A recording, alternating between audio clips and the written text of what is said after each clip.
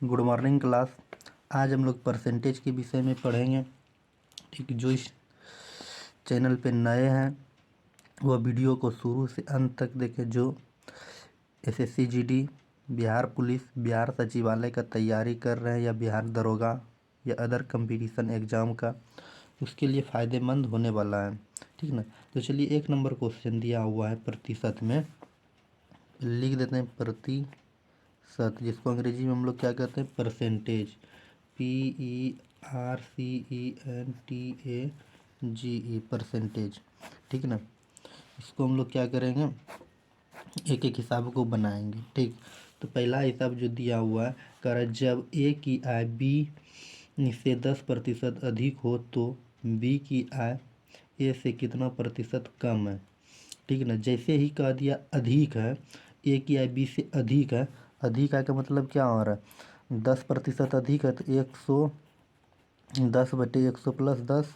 अब प्रतिशत में कह रहा है तो 100 से गुना करेंगे, तो ये हमारा क्या हो गया, 100 10 गुना 100, ये जीरो ख़त्म हो गया। बच गया कितना हमारे पास, 100/11। इसको अगर पूर्णांक में बदलते हैं, 9.1/11%। ये हमारा आंसर हो गया। अब चलिए 2 नंबर हिसाब जो दिया हुआ है, 2 नंबर की ओर आते हैं। कह रहा है जब ए की आय बी से 20% कम हो तो बी की आय ए से कितना प्रतिशत अधिक है। जैसे ही कम कर दिया देखिए, अधिक कर रहा है तो हम लोग क्या करेंगे, प्लस कर देंगे, और कम कर रहा है तो हम लोग क्या कर देंगे, माइनस कर देंगे। तो 20% कम कर रहा है, यानी तो 20/100 -20, और गुना प्रतिशत में क्या रहता है, 100 से गुना करेंगे तो 20 क्या हो गया, 80 गुना 100। ये जीरो खत्म हो गया। इसको कटाते हैं तो कई बार में कटेगा, 4 बार में। इससे अगर इससे भाग देते 100 में 4 से भाग देते तो 25 बार में, तो हमारा आंसर क्या निकल गया, 25% निकल गया। अब देखिए 3 नंबर हिसाब दिया हुआ है। 3 नंबर का आ रहा है यदि आम के मूल्य में 30% की वृद्धि हो जाए तो कोई भी व्यक्ति खपत में कितना प्रतिशत की कमी करेगी जिससे उसका खर्च पूर्ववत रहे। कर 20% की वृद्धि, तो हम क्या बताएं, जैसे वृद्धि करें तो हम क्या कर देंगे, प्लस कर देंगे। 30/100, प्रतिशत का मतलब होता है 100, तो 100 में क्या कर देंगे, वृद्धि कर देंगे। और प्रतिशत में कर, इसीलिए 100 से गुना करेंगे तो 30/130, और गुना 100। ये जीरो ख़त्म हो गया। अब बचा क्या, 300, अब बटे कितना हो गया, 13। इससे हम क्या करेंगे, इसमें भाग देंगे, पूर्णांक में बदलेंगे। तो पूर्णांक में बदलेंगे हमारा हो जाएगा 23.1/13%। हमको लगता है कि आप समझ लिए होंगे। अब देखिए 4 नंबर जो हिसाब दिया हुआ है, कह रहा है यदि घी के मूल्य में 40% की कमी हो जाए तो कोई व्यक्ति उसकी खपत में कितने प्रतिशत की वृद्धि करे जिससे उसका खर्च पूर्ववत रहे। तो क्या करें, 40% की कमी, 40/100 -40 करेंगे, और गुना 100।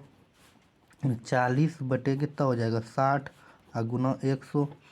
अब क्या करेंगे, ये जीरो खत्म, 2 दूनी 4, 3 दूनी 6। तब क्या हो गया, 200/3। अब इसको अगर हम लोग पूर्णांक में बदलते हैं तो 66.2/3%। हमको लगता है कि आप समझ लिए होंगे। अब चलिए आगे जो हिसाब दिया हुआ है, बहुत इंटरेस्टिंग हिसाब है और इसको आप लोग ध्यान से समझिएगा। ठीक ना। अब कह रहा है एक प्रेशर कुकर की कीमत में 20% की वृद्धि होने से उसकी बिक्री में 50% से घट जाती है तो कोई दुकानदार पहले से कितना प्रतिशत कमी या वृद्धि कर रही है। तो देखिए सिंपल थी, एक प्रेशर कुकर है, तो प्रेशर कुकर में क्या कह रहा है, ये टाइप 2 हुआ, इससे पहले हम टाइप 1 बताएं। ठीक, तो ये टाइप 2 हुआ, तो टाइप 2 में क्या हुआ। अब देखिए कुछ बेसिक बातें समझ लेते हैं, जैसे प्लस और गुना प्लस बराबर प्लस होता है ना। अब माइनस गुना माइनस बराबर क्या होता है, प्लस होता है। और प्लस गुना माइनस बराबर क्या होता है, माइनस होता है। अब माइनस गुना प्लस बराबर क्या होता है, माइनस होता है। इस बात को अगर आप जानते हैं तो इससे देखिए अब क्या कह रहा है, एक प्रेशर कुकर में 20% वृद्धि हो रहा है, तो 20% हम लोग वृद्धि मतलब प्लस कर रहा है, ठीक होने पर उसकी खपत में 50% कमी, तो मतलब 50% कमी करेंगे, ठीक। अब 50% कमी कर दिए। अब इसके बाद क्या करेंगे, 50 यानी कि 50 × 20, अब बटे, अब यहाँ क्या है माइनस और यहाँ प्लस है, तो माइनस इंटू प्लस क्या हो जाएगा, तो माइनस हो जाएगा, इसीलिए हम यहाँ क्या लिखते हैं, माइनस लिखते हैं। अब प्रतिशत में क्या रहा है, इसीलिए बट्टे में 100। अगर यहाँ इसको हम घटाते हैं तो -30 हो जाएगा, ठीक ना, प्रतिशत है, प्रतिशत इसके बदले में यहाँ लिखे दिए, तो यहाँ माइनस क्या हो जाएगा। अब देखिए ये एक शून्य एक शून्य एक शून्य एक शून्य खत्म हो गया, 5 दूनी 10, तो क्या हो गया, ये दोनों को अगर जोड़ते हैं तो -40%। जब -40% हुआ तो -40% नहीं लिखेंगे, लिखेंगे 40% कमी। बात समझे। अब देखिए 2 नंबर देखते हैं, हिसाब कह रहा है पंखे के मूल्य में, कह रहा है पंखे के मूल्य में 25% की कमी होने पर इसकी, जैसे ही कमी किया तो हम लोग क्या करेंगे, 25% माइनस कर देंगे, और बिक्री में 40% बढ़ जाती है, तो 40% बढ़ गया, ठीक। और कह रहा है बढ़ी हुई मूल्य में कितने दुकानदार की आय में क्या प्रभाव पड़ेगा, मतलब किसी दुकानदार के आय पर क्या प्रतिशत में प्रभाव पड़ेगा, तो प्लस इंटू माइनस क्या हो जाएगा, यहाँ माइनस हो जाएगा, 25 × 40 कर देंगे, अब बटे में 100% में कर, इसलिए 25 × 100 और 10 बेर में ये कट जाएगा, 10 × 40, तो यहाँ अगर घटाते हैं तो कितना हो जाएगा, +15 हो जाएगा, ठीक। और इसके बाद यहाँ -10 है, इसको अगर करते हैं तो 15 में -10 घटाते हैं तो 5%, ये हमारा क्या हो गया, ये वृद्धि हो गया, दुकानदार की आय में क्या प्रभाव पड़ा, 5% की वृद्धि हो गया। अब देखिए आगे जो हिसाब दिया हुआ है 3 नंबर, ये भी टाइप 2 का ही होगा, ठीक। जब टाइप 2 का होगा, कह रहा है किसी आयत की लंबाई तथा चौड़ाई में क्रमशः 20% तथा 25% की वृद्धि होती है, उसके क्षेत्रफल में कितने प्रतिशत की वृद्धि होगी, ठीक ना। कह रहा है किसी आयत की लंबाई में 20% वृद्धि कर रहे हैं ना, 20% वृद्धि, आप +20 25% वृद्धि, तो प्लस इंटू प्लस क्या होता है, प्लस होता है, तो 20 × 25/100 कर देंगे। अब देखिए करिए, 25 × 100 और ये 4 से कटाते हैं तो 5 बेर में, अगर इस सब को जोड़ते हैं तो कितना हो जाएगा, ये पहले हो जाएगा 45 और +5 क्या हो जाएगा हमारे पास, 50% की वृद्धि हो जाएगा, प्लस में हो रहा है इसीलिए वृद्धि हुआ। अब 4 नंबर हिसाब की ओर आते हैं। 4 नंबर जो हिसाब दिया हुआ, करे किसी आयत की लंबाई तथा चौड़ाई में 10% तथा 20% की कमी होती है, तो उसके क्षेत्रफल पे क्या प्रभाव पड़ेगा, कमी का रहा है तो हम लोग माइनस में करेंगे, ठीक। तो -10% तथा 20%, अब माइनस इंटू माइनस क्या होता है, प्लस होता है, तो 10 × 20/100, ये जीरो ये जीरो ये जीरो खत्म हो गया, अब -30 हो गया यहाँ पे, और ये 50 + 2 ना, तो ये हमारे पास कितना हो जाएगा, 28%, माइनस में है इसीलिए हम लोग क्या लिखेंगे, 28% कमी लिखेंगे। बात समझे, हमको लगता है कि समझ लिए होंगे। अब देखिए 3 नंबर जो दिया हुआ है साहब, आगे कह रहा है कि यदि किसी आयत की लंबाई में 20% वृद्धि, मतलब 20% वृद्धि तो हम लोग प्लस में लिखेंगे, ठीक, तथा चौड़ाई में 10% कमी, तो मतलब 10% माइनस माइनस इंटू प्लस क्या हो जाएगा, यहाँ माइनस हो जाएगा, अब 20 × 10, तो इसका आ रहा है क्षेत्रफल पर क्या प्रभाव पड़ेगा, जी ना। तो वही हिसाब है, कोई दिक्कत नहीं है, इसको कर देंगे, इससे 0 से 0 खत्म हो गया, 20 × 10 के ये थे, ठीक। अब बचा के इसको यहाँ -10 है और ये +20 है, तो क्या करेंगे हम लोग, 10 लिख देंगे, ठीक, +10 बच गया और -2, तो हमारे पास क्या हो गया, 8%, प्लस में आया तो क्या हो जाएगा, 8% वृद्धि लिखेंगे हम लोग, ठीक। अब देखिए 4 नंबर हिसाब दिया हुआ है, कह रहा है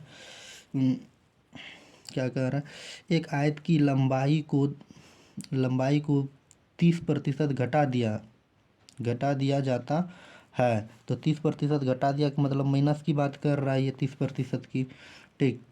तथा चौड़ाई में को 10% बढ़ा दिया जाए, तो 10% बढ़ा दिया, प्लस इंटू माइनस, तो माइनस हो जाएगा, और 30 × 10, अब क्या कर रहे, क्षेत्रफल पे क्या प्रभाव पड़ेगा, तो 10 से 100 से भाग दे देंगे, प्रतिशत में कह रहा है, इसके लिए कोई दिक्कत नहीं। अगर यहाँ करते हैं तो -20 हो जाता है, -3 तो क्या हो जाएगा -23%। तो -23% क्या हो गया, हमारे पास कमी हो गया।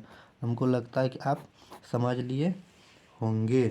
इसके बाद जो आगे हिसाब दिया हुआ है उसको बताते हैं। तो इससे पहले इस टाइप का बताएं। देखिए कह रहा है आगे हिसाब जो दिया हुआ है, कह रहा है कि किसी आयत की लंबाई में 20% वृद्धि कर देने से तथा उसके चौड़ाई में कितने प्रतिशत की कमी की जाए। तो 20% वृद्धि कर रहा है तो 20 बटे क्या करेंगे 100 प्लस 20 कर देंगे, ठीक है ना। 100 प्लस 20 कर दिया, प्रतिशत में कह रहा है तो इसको हम क्या करेंगे प्रतिशत से गुना करेंगे, है ना। प्रतिशत से गुना किए, अब इसको हल कर देंगे तो क्या हो जाएगा 20 बटे 120 गुना 100, ये शून्य खत्म, छेदने 12 50 और 3, तो कितना हो जाएगा 16.2/3%। ठीक। इसके बाद जो हिसाब दिया हुआ है कह रहा है किसी आयत की चौड़ाई में 25% कमी की जाए तो उसके कर दी जाए तो इसका क्षेत्रफल में कितने प्रतिशत की लंबाई में कितने प्रतिशत बढ़ जाएगी, है ना। तो 2 नंबर देखिए जो दिया हुआ है कह रहा है 25 बटे 100 माइनस 25 गुना 100। तो क्या करेंगे 25 बटे 75 गुना 100, इसको कटाइए 25 दिया 75 100 बटे 3, तो इसको क्या हो जाएगा 33.1/3%। हमको लगता है कि आप समझ लिए होंगे।